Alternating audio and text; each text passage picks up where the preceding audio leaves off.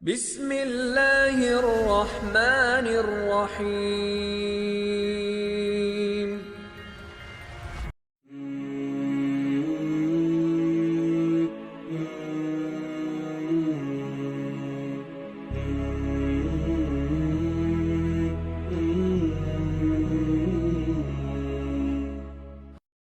Alhamdulillah, wassalatu wassalam ala rasulillah, wa ba'd, assalamu alaikum wa rahmatullahi wa barakatuh.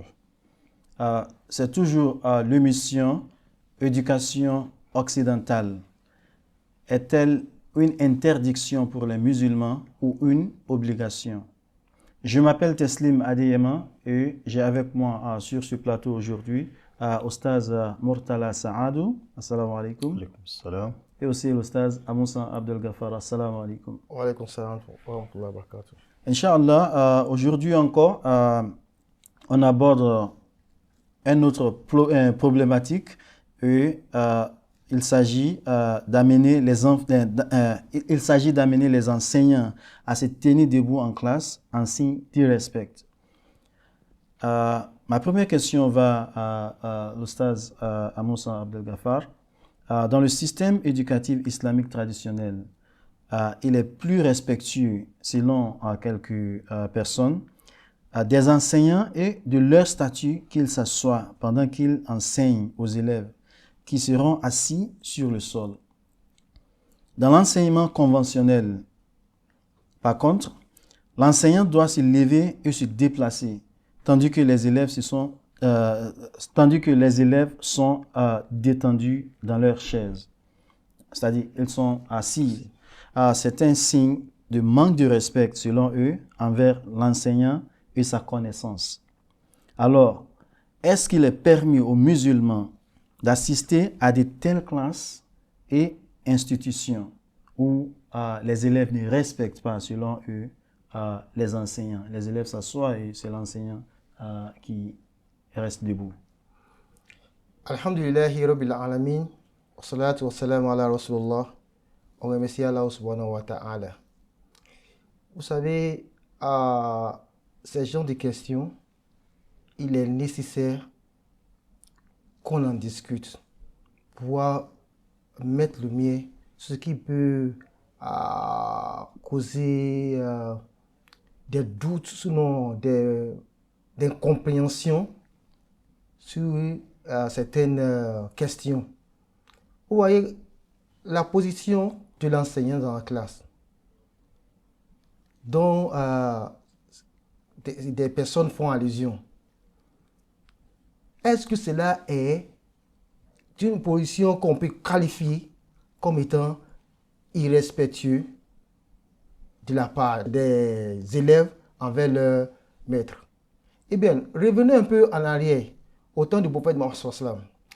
La sunna du prophète Mohammed sallallahu alayhi wa sallam et celle de ses compagnons stipule que, même enseigne que celui qui a la parole se lève et les autres s'asseyent pour l'écouter.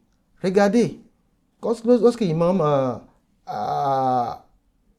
en train de faire le sermon lors de la prière de vendredi, ou bien les grandes fêtes, il se tient debout. Alors que les compagnons et les autres musulmans s'asseyent pour l'écouter. Si cela était un signe de manque de respect vis-à-vis de l'enseignant, et bien sûr, le prophète Mohammed ne va pas nourrir cette attitude, cette position jusqu'à nos jours. On a même appris que dans la mosquée, lorsque le prophète Mohammed veut faire passer un enseignement ou bien une information, il se lève pour faire passer le message. Dans un certain nombre de hadiths, le prophète Mohammed sallallahu alayhi wa sallam ou calife se levait également pour parler ou donner des conseils, etc. dans la mosquée pendant que la congrégation était assise. Nous n'avons jamais vu nous n'avons jamais aussi trouvé dans une source islamique où la position de celui qui a la parole, qui passe des messages, est forcément la position assise. Et aussi le fait qu'on n'a jamais aussi vu dans des sources islamiques que l'imam ou bien le prophète Mohammed sallallahu alayhi wa sallam, se tenant debout, cette position est qualifiée comme étant le manque de respect. Alors, si on veut, de nos jours, si on veut même punir un élève, on lui dit, tiens-toi debout, fais face au mur. C'est un signe de punition pour l'élève. Mais l'enseignant, quels sont les avantages pour un enseignant de se tenir debout lorsqu'il enseigne? D'abord, en se tenant debout, sa voix atteindra les élèves qui sont à l'arrière. C'est un. Les élèves qui sont en arrière, qui sont derrière pourront voir le professeur, l'enseignant, et ils vont se concentrer, parce que sachant que ses yeux sont rivés sur eux. Un autre avantage, c'est que le professeur qui passe de rangée en rangée, chaque élève va se tenir dans une position correcte. Il va arranger, même si au début il ne copiait pas les leçons, sachant que le professeur va passer dans les rangées, et bien sûr il va se mettre à copier. Mais imagine que le professeur est resté assis. Et si vous avez une classe où il y a plus de 200 élèves dans nos universités, dans les amphithéâtres, on a plus de 200 élèves. Et il faut que tous les élèves se lèvent et que l'enseignant soit resté dans la position assise. Comment l'enseignant pourra contrôler sa classe? Est-ce que sa voix pourra même atteindre ceux qui sont assis en arrière, ceux qui sont debout en arrière? Vous voyez, le Coran ainsi que le Hadith, ils n'ont pas mentionné que c'est la position, une telle position que l'enseignant doit adopter, forcément adopter, qui lui est obligatoire. Mais plutôt, quand on est dans un milieu éducatif, on va voir à quelle méthode pouvons appliquer. Le fait de se lever, passer dans les rangées, c'est aussi une technique pour appeler l'attention des élèves, à demander aux élèves de pouvoir se concentrer. So, dit que cette position-là, c'est une position qui montre que c'est une position de manque de respect. Nous n'avons jamais vu ça. Nous avons aussi entendu par nos érudits islamiques qualifiant cette position étant une position de manque de respect. En plus de cela, imagine que dans la classe, on utilise un tableau noir ou bien un tableau qu'on utilise les marqueurs. Alors, si tous les élèves doivent se mettre debout et que le professeur devant attend écrit, ceux qui sont devant feront écran à ceux qui sont derrière. Ils ne pourront pas voir. Il y aura des bruits partout. Laissez-moi voir, tu me bloques, tu me fais ceci, tu me fais cela. Le professeur ne pourra pas contrôler cette classe. C'est pour que l'apprentissage soit dans les normes qu'il est indispensable que celui qui enseigne soit debout. Et en plus, quand l'enseignant ou bien celui qui donne un message se lève, et bien sûr, sa voix sera plus audible à tous ceux qui l'écoutent. Donc, en bref, le Coran et la Sunna n'ont donc pas prescrit de posture spécifique pour les enseignants, les élèves lors de l'apprentissage. Il n'y a aucune preuve de la charia suggérant bien sûr que l'islam considère qu'il est irrespectueux pour les gars, pour les gens d'être assis pendant qu'ils apprennent d'un professeur. Voilà, ce sont comment dirais-je, les propos des érudits islamiques, les experts dans l'éducation, ceux qui sont même en charge même des méthodes de l'enseignement. De ces gens-là, on n'a jamais appris qu'il y a forcément une position que l'enseignant doit forcément adopter et qu'il y a une position aussi de l'apprenant aussi qui obligatoirement les deux personnes doivent avoir. Mais seulement c'est l'enseignant aussi qui doit savoir quelle méthode appliquer, quelle position qui est préférable. Donc la question sur cette position n'est pas vérifiée en islam comme étant une position du manque de respect. Qu'Allah nous guide. Amin. Merci beaucoup. Ostaz Saadou, une autre question. Et cette question est surtout sur le découragement du calife Omar radiallahu anhu de l'apprentissage des langues en dehors de l'arabe. Il y a des gens qui disent que Omar ibn Khattab a découragé l'apprentissage de la langue, il a découragé l'apprentissage des langues autres que la langue arabe. Et la plupart des écoles conventionnelles n'enseignent pas en arabe. Pour cela, il se demande, est-ce qu'on ne doit pas décourager les musulmans de fréquenter ces écoles? Qu'en dites-vous sur cette propos? Alhamdulillah, sallallahu ala sayyidina Muhammad wa ala alihi wa sahbihi wa man wala. Je commence tout d'abord à examiner cette question qui disait que Omar ibn al-Khattab a découragé l'apprentissage d'autres langues que l'arabe. Si ma mémoire est bonne, en tant que professeur d'arabe, c'est que je sais qu'il a été dit par rapport à la contribution de Omar ibn al-Khattab en ce qui concerne la langue arabe. Et ceci, c'était pendant son passage que Omar ibn al-Khattab a écouté quelqu'un qu'on dit qu'il n'est pas originaire d'arabe, en train de lire le Coran, et il a commis une erreur en donnant une voyelle, en changeant une voyelle, en lisant Fatha, il a dit Dhamma, donc il a dû changer la voyelle d'un Fatha ou Kasra ou Dhamma. Et là, Omar ibn al-Khattab l'a corrigé et il a dit fais comme ça. Et c'est de cela qu'on a eu l'intitulé de cette matière qui enseigne la grammaire arabe qu'on appelle Nahu. Donc il l'a corrigé, il dit prends ce chemin.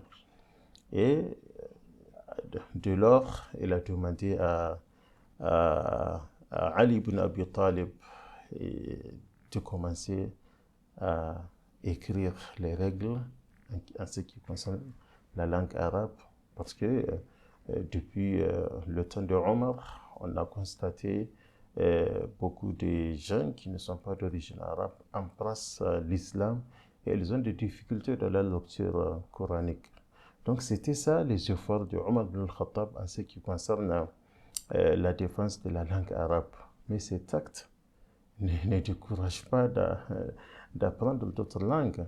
Et si on remonte un peu au prophète Mohammed sallallahu alayhi wa sallam qui a clairement demandé à Zayd ibn Thabit d'aller apprendre la langue hébreu et aussi la langue de Perse pour pouvoir l'aider quand il a des écrits ou quand il reçoit des écrits de la part du roi de cette communauté. Vous voyez, donc, cet acte du prophète sallallahu alayhi wa sallam, le fait qu'il demande à un de ses compagnons d'apprendre une langue, c'est une preuve palpable qui démontre que, bien sûr, l'islam considère aussi d'autres langues et en aucun moyen l'islam ne va pas décourager à ce qu'on apprenne d'autres langues parce que l'islam, c'est une religion mondiale. Mama arsalnaka illa rahmatan lil alamin. Tu sais que le prophète, tu as été envoyé comme miséricorde pour toute l'humanité. Et donc, on voit bien aujourd'hui, l'islam s'est propagé grâce à la traduction du Saint-Coran en beaucoup de langues. C'est ce qui est fait aujourd'hui. Le Coran est traduit dans plusieurs langues. Ici au Nigeria, nous avons la traduction de notre Coran, Tafsir Rad al-Adhan ila Ma'an al-Coran, de notre éminent professeur Aboubakar Goumi, qu'Allah subhanahu wa ta'ala yarhamu. Vous voyez, donc,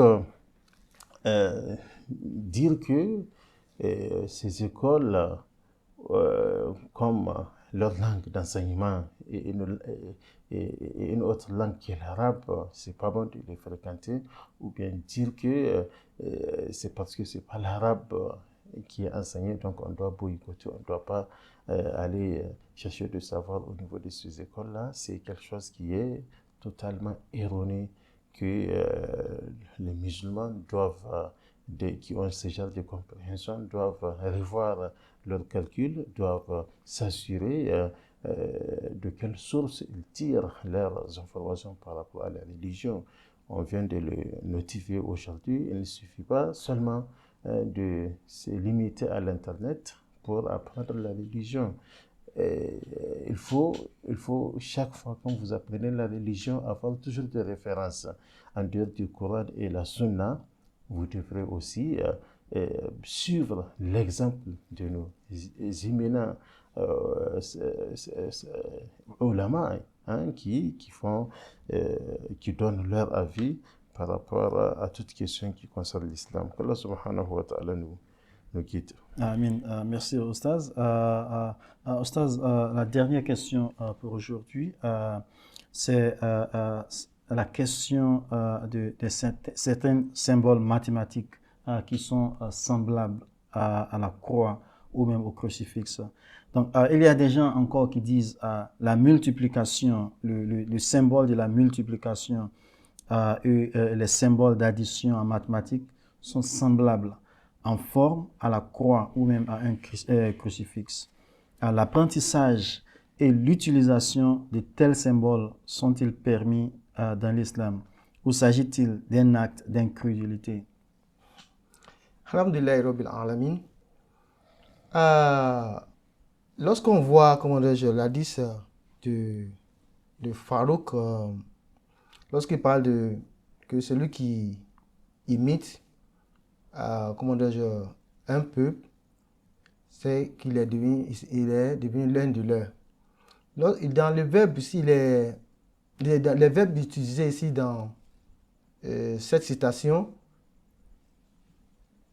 il ne s'agit pas ici de imiter. Dans ce sens-là, c'est ressembler. Les symboles utilisés, les symboles mathématiques, le plus et le signe de multiplication ressemblent à la croix. Ils ont des points communs, mais ça ne fait pas référence à la croix. Ce n'est pas un signe religieux. Même les chrétiens ne le désignent pas en tant qu'un signe propre à le leur, comme la croix ou bien la crucifixion. Non. C'est plutôt une sorte de code que tout l'univers a accepté d'utiliser. Et on a accepté que lorsqu'on voit ces signes-là, ça veut dire qu'il faut additionner deux éléments. Lorsqu'on voit ces signes, il faut multiplier les deux termes. Il n'y a rien qui fait référence dans la religion. Et si on voit d'abord la règle de base et une maxime juridique de la charia qui stipule que les choses seront jugées en fonction de leur objectif. Alors, donc, les choses seront jugées à leur intention. Si vous les utilisez, parce que vous avez, avec une intention de faire intervenir la religion, vous serez donc dans la dérive. Parce que ceux qui ont qui ont fait ces efforts pour établir ces signes-là, ont fait dans le but de pouvoir faire comment dire, tout ce qui est opération, des calculs. Donc, il y a nombreux sont des mathématiciens musulmans qui ont développé des théories, des propriétés dans les calculs. Ils ont aussi utilisé des symboles, sans pour autant dire que ces symboles-là font référence à une religion. Regardez un peu à quoi ça ressemble. Par exemple, si vous prenez le chiffre 3 de l'arabe, et ça ressemble bien sûr au trident des hindous, de la déesse Shiva.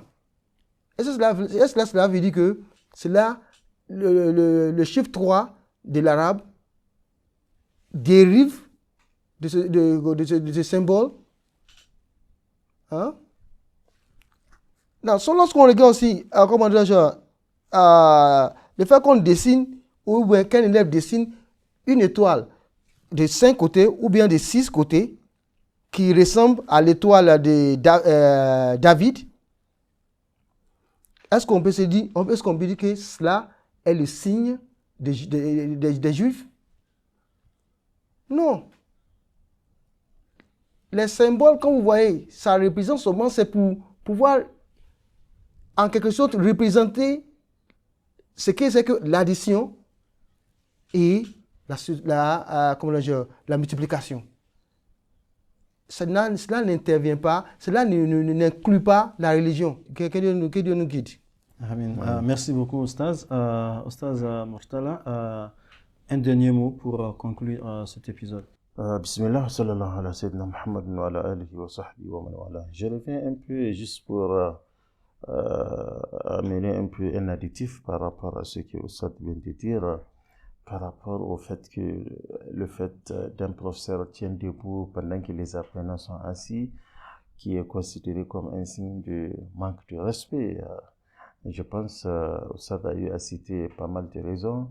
Je vais juste peut-être ajouter pour dire que ce genre de pratique en islam, c'est ce qu'on appelle des choses adat, c'est des choses traditionnelles, c'est des choses de nature dont l'islam nous laisse de faire ça de notre façon. C'est ça que le prophète disait que wasakata an ashiyan rahmatan lakum min dun nisyan fala tas'alu anha. Il y a des choses dont l'islam, le prophète sallallahu alayhi wa sallam nous a rien dit par rapport à ça. C'est pas parce que ces choses-là ont été oubliées de la part du prophète sallallahu alayhi wa sallam, mais ça va dans l'idée de la miséricorde de l'islam. Donc, on vous laisse le choix de faire ça de votre façon. Donc, le fait que... là, ces méthodes-là vont se développer en fonction de besoins, en fonction du milieu. Ok, ça nous mène un peu dans ce qu'on appelle la méthodologie de l'enseignement. Donc, on va voir quelle option, quelle méthode est plus bénéfique pour rendre cet enseignement plus facile, plus facile à comprendre au niveau des apprenants. Et quand on parle aussi de signes qui se ressemblent aux croix, tout ça là, ce n'est que du savoir. Donc on peut trouver par coïncidence quelque chose en islam ressemble à quelque chose chez d'autres peuples, d'autres cultures. Ce n'est que de complémentarité. Ça doit en aucun cas être un obstacle pour nous, ou dire que c'est pas bon parce que ça ressemble là. Ce ne sont pas de ibada, l'adoration où on devrait suivre le pas du prophète sallallahu alayhi wa sallam. Qu'Allah subhanahu wa ta'ala nous guide. Amin. Merci beaucoup. Inch'Allah, nous sommes arrivés à la fin de cette émission. Mais avant d'aller, j'aimerais dire que tout musulman, il faut très bien comprendre quelle est la différence entre ce que l'Islam appelle l'ibada et le mu'amala. Adat, il y a des choses qui sont considérées comme des noyaux même de l'islam qui font partie de l'ibada. Et il y a des actes qu'on appelle les adat, les traditions des peuples. Et ça, ils sont différentes dans chaque communauté. Donc, il y a plusieurs choses à apprendre dans l'islam. On ne doit pas seulement rester quelque part et déviser, proposer des opinions ou même développer des opinions sans consulter les savants musulmans. Et il faut toujours consulter des savants. Je pense de ce verset coranique ainsi. Est-ce que je suis correct? Et ils vont nous dire si nous sommes corrects ou non. Il y a beaucoup de savants qui ont fait des exégèses sur des versets coraniques. Il faut faire très très attention sur quoi on applique l'islam. Merci beaucoup, Oustaz, Inch'Allah. Nous sommes arrivés à la fin de cet épisode et on se retrouve dans l'épisode prochain, Inch'Allah, qui sera le dernier épisode de ce programme. Merci beaucoup et merci à vous aussi, nos téléspectateurs et auditeurs. Assalamu alaikum wa rahmatullahi wa barakatuh.